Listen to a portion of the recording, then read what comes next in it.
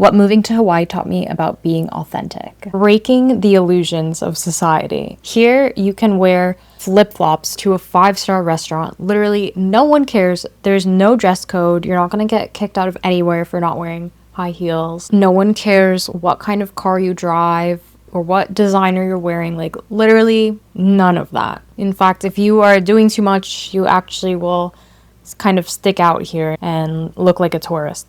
But anyway, what really matters in Hawaii is your character, how you treat others, how do you give back to the community, what is your purpose, what are your dreams, and what's really in your heart. People are really more genuine and connect with each other. They will genuinely want to know about you, and there is nothing about a flashy appearance that is going to help you in any way. The wealthiest person I've ever met in Hawaii was wearing a literal ratty t-shirt with holes in it and dirty slippers. It just didn't look like what the image that you would have in your head, you know? He could have been confused with a homeless person, to be honest. And I've seen that several times. So don't judge a book by its cover. You really meet people where they're at and for who they are. And when I first showed up for my first week on the job, I was wearing blazers and skirt suits, and finally my boss said to me, please stop doing that. you don't have to do this. Please dress casual. And I was like, what's casual? I'm at work. My brain could not compute. But then it just feels like such a relief to be able to just be yourself and be authentic and not have to perform or act a certain way or keep up with a certain appearance, because just being true and having authenticity and connection builds more trust with customers or clients than your appearance would. And living elsewhere, I used to feel like my work persona and my actual self were two completely different entities and two different people. But now everything just feels more integrated and more congruent with my authentic self. And of course, we're all multifaceted. We all have different personalities in different situations, but it's different than being performative and putting on a mask and putting on a fake persona. And you can just really feel the authenticity when you speak to people. There is an unspoken connection beneath the surface. It's a little bit more than just a surface level when you say to someone, hi, how are you doing? If you really put your heart into it and authentically be present with even that simple connection. So in Hawaii, there's not any status that comes from driving a cool car or having cool clothes or looking super done up. The highest status means the most genuine and kind souls who are working hard and making a difference and just making others feel so much love and genuine connection. Living on the islands is truly a gift. There are vibrant colors here that I had never seen before in my life. I mean, shades of blue that I did not know existed in the real world. And to be able to see them with my own eyes it made me cry. Smelling the smells and tasting tastes I've never tasted before. The fruit is like nothing you've ever dreamed of.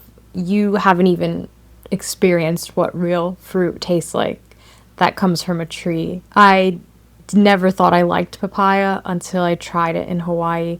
And I was like, this is papaya? It tastes different. Just the way the colors during sunset melt into each other, so vibrant, like a painting every night. And the way that the light from the sun sparkles on the sea. I just can't believe it's real. And it's all something that, when you see it with your real eyes, it cannot be captured by any camera or art form. And there's so much art and photography, but it just doesn't quite capture the way it looks in real life. It is stunning. Even the island's birth inspires me, the way they were formed from destruction into creation. The cycles of Mother Nature, lava flowing and explosions and darkness and ash, creating this beautiful land that weathers over time and softens and becomes more lush and more beautiful. I think that tells a really beautiful story, and that so many of us can resonate with. And living here, you're in nature more and things become more ritualistic, like a morning walk on the beach or a weekly walk in the jungle. It's things that you can't really do in other places. You know, eating fruit off of a tree, going to the farmer's market and actually knowing the people there. Like, it's like small rituals like that. And I feel like the land itself also reflects who we are, the cycles, like I mentioned, and just the beauty of just being its natural, authentic self. It's just amazing. The islands have also taught me lessons in living more slowly. There is, of course, a slower pace of life here than in other US cities. You can literally go walk on the beach and then go head to work with sand in your toes. I've done it many times. You can breathe, you can really just be. And you will literally see things sometimes, like businesses closing down for the day because of small reasons, like they'll have a sign that says, sorry, we ran out of bananas, or maybe the surf is great and so everyone left for the day, or they'll say, sorry, a family member is in the hospital. And it just really reminds you these are real people running these businesses, and it's a reminder that life and family is more important than going to work and serving a customer for the day. And this is a community, and so it's like you see that sign and then a customer will come in the next day and say, hey, like, how's your uncle in the hospital? I hope everything is okay, because it's real people and it's real community, you know? So a slower pace of living just gives people more space to really connect and be themselves, and to breathe without so much pressure to perform as a robot, and to just always be in a rush everywhere and to be so productive all the time, because sometimes just being in the moment can be the most productive thing that you can do. Just getting grounded and being present and feeling the ground beneath your toes. This slow pace of life gives us space to expand these small, authentic moments, like greeting the cashier, greeting your neighbors, talking to the farmer at the farmer's market to learn more about them and about their farm and about where this fruit comes from. And these all are just small acts that connect people with each other, and that connects you to yourself and your present moment that you're in. You remember that everyone you're interacting with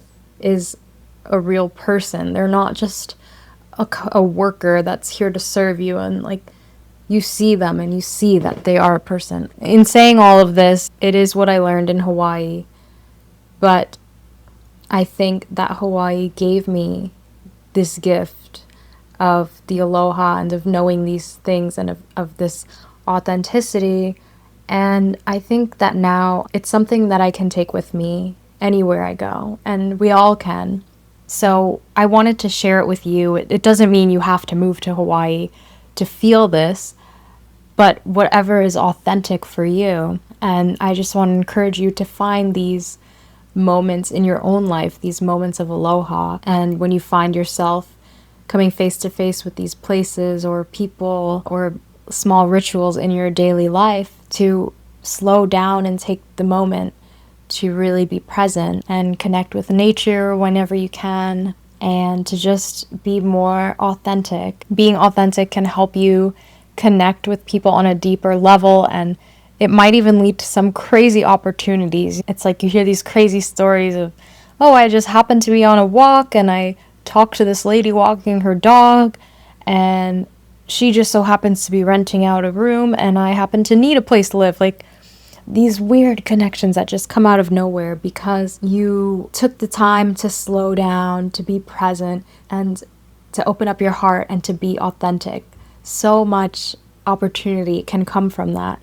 And I really hope that you can find these beautiful moments in your daily life. What does authenticity mean for you? How does it show up in your life?